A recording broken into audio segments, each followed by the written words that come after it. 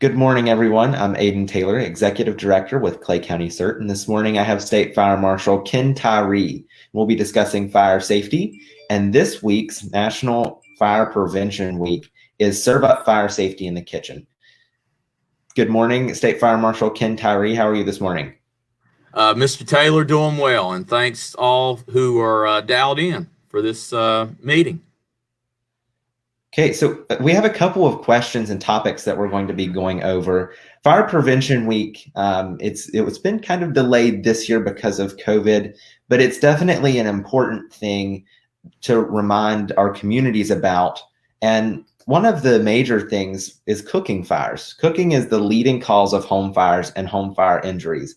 And that's pretty much why that was the theme of this year's Fire Prevention Week. What do you think about and what do you see as a fire marshal in home fires and home fire injuries as it regards to cooking? So obviously with COVID and the problems and concerns we have with that, there has been an increase in cooking. More people at home, children, college-age students, and with that, the potential for an increase in cooking fires. So, and with that comes injuries, some light injuries, but any injury from the standpoint of myself and people like yourself, we're looking to prevent those. So we see an increase. We have a recognized increase, really due to COVID, because more people at home for longer periods of time, rightfully so, not out in a lot of different arenas, whether it be school, whether it be college, universities, going to the store as often as they would like to. But so, yeah, we've definitely seen an increase, and we do believe it's just due to COVID and the volume of cooking. Sure. And the other thing with that, I'll note, less time at restaurants and fast food. So you've seen an increase in that regard, and some children, unfortunately, being left at home by themselves, whether they're using microwaves or stovetops. So we've seen those increases. And one important thing to remember always is just because we're in a global pandemic with COVID, it doesn't make other disasters and emergencies irrelevant. Other emergencies and common everyday things still happen. So it's important for the community to be cognizant of those injury possibilities and those disasters that could happen. Just because COVID's there doesn't mean that everything else stops. So it's important to remember to be prepared for both disasters and emergencies that happen on an everyday basis while remembering to be safe for COVID-19. That brings us to our next question. You mentioned a lot about children.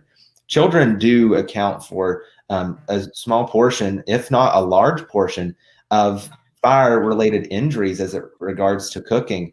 And having a fire or kid-free zone of at least 3 feet or 1 meter around the stove in areas where hot food or drinks are prepared or carried, that's one important thing. And we've been working with our local schools here to get some of our younger elementary age children a couple of publications that increases the ability of their family to put different types of tape and things like that in front of their stove to remind those children and siblings inside the home to maintain that 3 feet distance.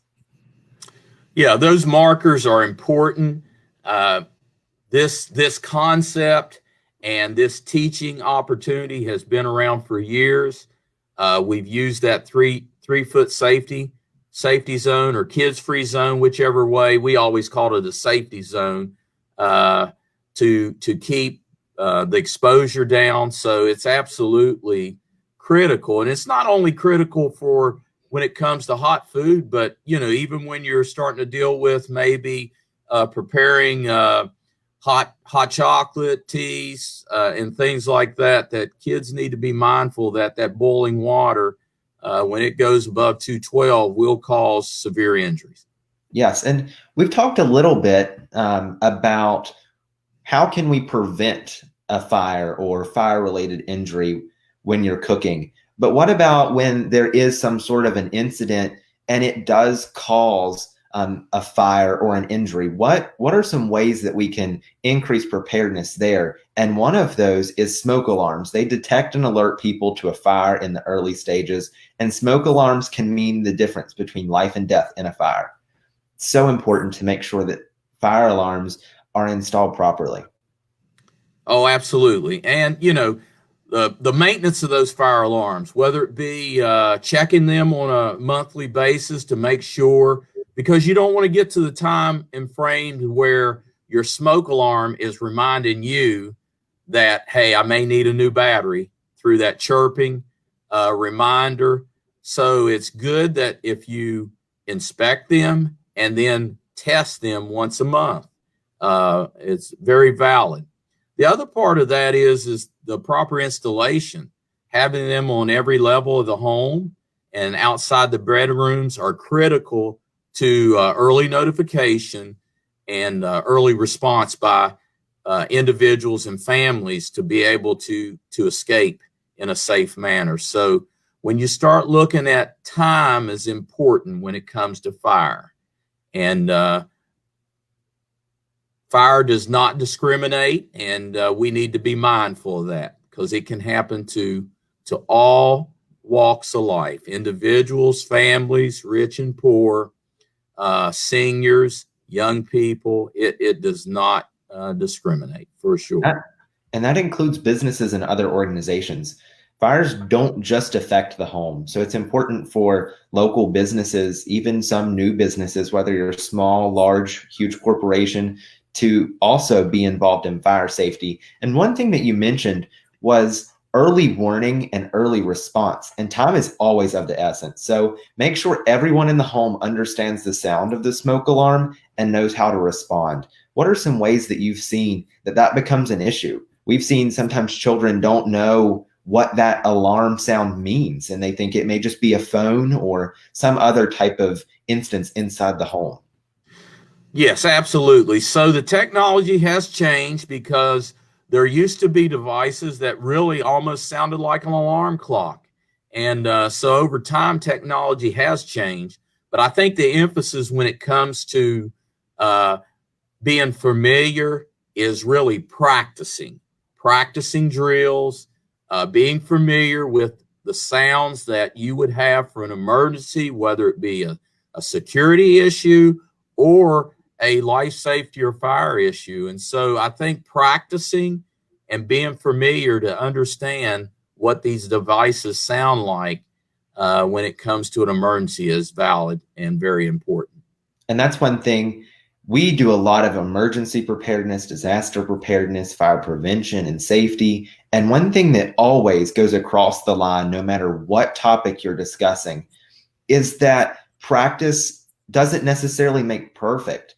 But practice is so important because during an emergency or a disaster, a fire, those are very stressful times. And someone who's not properly trained or has had practice, they're going to forget those major topics of what they're supposed to do. But if they know that step or they know that noise like the back of their hand because they've practiced it over and over, their response, their prevention will be so much better because they've done it before. They've been there and done that. And that's one that brings us to our next question or statement: practicing using different ways out and closing doors behind you as you leave. That second part of that statement, closing doors behind you as you leave, so important. We teach that in our schools, but not very many people remember that at home. Closing a door, as you know, and I'll let you discuss it a little bit, really changes the aspect and outlook of a foam fire. Well, it absolutely does, especially for the first responder, that fire department that's responding to the fire. If it's confined to an area, then they are able to enter the premises and get to the seat of that fire a lot easier versus a door, windows being left open or yeah, really left open because the contribution to air only increases the fire and its size and the how it spreads. So, really shutting doors and windows behind you as you escape, although you are in that emergency mode, can be critical to really the first responders, their safety, and being able to extinguish that fire for you and for your loved ones. And as far as for community members, like we just mentioned, practicing makes you remember it. So when you're going through your drill and using different ways out, what if the fire's right outside your bedroom? Do you have a window that you can escape through? What's your second way out? Remember to close the doors as you leave. Practice that, and then it will just be secondhand nature if it actually happens. I think remaining calm is critical. You did make mention to that. The calmer we are, the less ability we do have to inhale toxic fumes and to be able to escape as a civilian, as a citizen. Gladly, our fire departments are equipped with self-contained breathing apparatus where they don't have to have that much. They still have the concern. They're obviously going to be full of energy when they come to respond, but we as the occupants of homes have to remain as calm as possible when it comes to escape. And that's something that brings us to our next question. This interview's it's flown so well. Teaching children how to escape on their own in case you cannot help them. Sometimes there are situations that a family member isn't able or is incapacitated and can't help children out of the home. So it's important that children also practice that escape maneuver and they're going to have that sense of, I've tried this before, I've practiced with my family, and aren't going to be as emotional in an aspect that they can focus on the main goal of getting out of the home safely.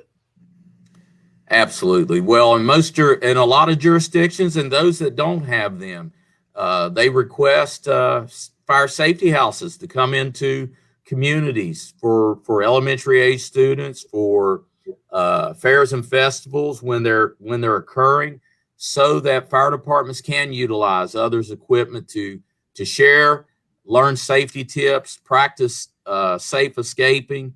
And I always, was grateful to be able to share the safety house we had at the department that I was involved with previously in Charleston, to be able to share that opportunity.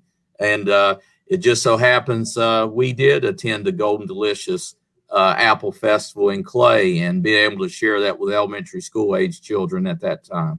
I think it's critical to everything that we do to practice and hopefully keep people safe. And Mr. Tyree, as we enter our last question or discussion topic, we're getting closer to those winter months. The temperatures are dropping. Families begin to bring out heaters and turn on their heating systems in the home, which, as we all know, increases the risk of fire. And space heaters are the type of equipment most often involved in home heating equipment fires. Can you talk a little bit about those? Absolutely. So a lot of times, because they're portable units, means they're movable. Sometimes they're too close or adjacent to combustible items. So it's important to have 3 foot safety zone really for that device and combustible items. Children need to stay 3 feet away from them, because a lot of times, whether it be a robe they're wearing in the morning or a longer sleeve shirt, you get combustibles close. So children need to stay away from those items. When it comes to kerosene, make sure they're checked properly. Make sure your wick has been cut. Make sure that you've utilized and dispensed from old kerosene and things like that, because you're creating carbon monoxide when you're using something like a kerosene heater. So, that's where carbon monoxide alarms are important, because a lot of times we don't have, my home is all electric, but in an emergency, I may have to use a kerosene heater or a propane fired heater. And so it's essential that we have carbon monoxide alarms if we have fuel fired appliances. And that could be anything from a fireplace to the type of fuel fired heaters that I've talked about, that when we start talking about portable and space heaters or alternative heat uses. Yes, and such great information. One thing that it's always important to remember, communities and citizens, if you don't know, reach out, ask someone. Our organization's always open to questions, and if we can't give you the proper answer, we'll direct you in the right way to someone who can. Reach out to your local fire department. Somebody there will be able to help. Maybe they'll even come and show you through some of these processes. The state fire marshal's office, I'm sure that you guys have programs that are open to the community about fire safety and prevention. We keep a lot of our website is a vital resource, firemarshal.wv.gov. You go to that website, you can find a lot of safety tips. We link you to other information from NFPA, from Consumer Safety Products Commission, and various places. But feel free to reach out to us if you have questions. We can refer you to your local fire department if you're unfamiliar or unaware of how to contact them in a non-emergency situation or circumstance. Visit the fire departments. They have a lot of opportunities to teach there when you visit. Although right now with COVID, when you visit in a safe way, with wearing a mask and proper social distancing. But there's a lot that still can be done and still can be learned during this time and always when it comes to fire safety, not just in the month of October, but all year round. Yes. So I went ahead and pulled up the Office of the State Fire Marshal's website here for everyone to use here in West Virginia. And if you're visiting from another state and you're watching this video, be sure to go to your office or your state's Office of the State Fire Marshal's website. There's a lot of great information here. And one thing that we were talking about, questions that the community may have about a particular topic, and they might wonder what are ways that they can do that in their home. And it's a great place to go. How do I ? Contact the state fire marshal's office, find a fire department. Those are questions that the community may have, and the fire marshal's office has been gracious to put those on the front page so community members aren't searching through a complicated website to reach and find the answers to those questions.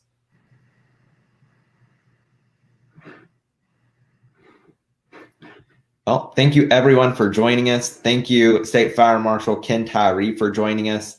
If anyone has questions, be sure to put those in the comments. And if we don't answer them now, someone will get to those within the next couple of days and answer your question to the best of our ability. And if not, direct you to someone who can. Everyone, remember to stay safe and stay tuned to Clay County CERT's Facebook page and YouTube channel for National Fire Prevention Week 2020 events online. Thank you, Director Taylor, for having me. No problem. Thank you for joining.